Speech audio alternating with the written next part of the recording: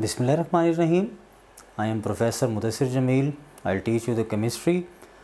आज का जो टॉपिक हमने सिलेक्ट किया वो एंटी टेस्ट से रेलिवेंट बहुत ज़्यादा इम्पोर्टेंस रखने वाला topic, that is about the reforming. So आते हैं अपने टॉपिक की तरफ।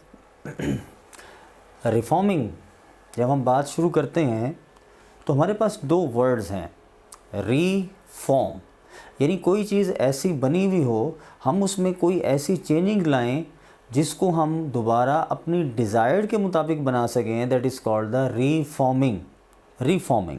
सो हम आते हैं जी इस क्विक डेफिनेशन की तरफ जो हमारे पास सिलेबस से रेलिवेंट है कि रिफॉर्मिंग है क्या एक्चुअली।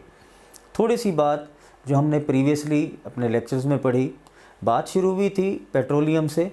हमारे पास हमने क्रूड ऑयल ऑब्टेन किया, उसको रिफ़ाइन किया, उससे गैसोलीन ऑब्टेन की, लेकिन क्योंकि हमारी नीड फुलफ़िल नहीं हो रही थी उसको हमने क्रैक डाउन किया, हमने क्वांटिटी को इंक्रीज़ कर दिया।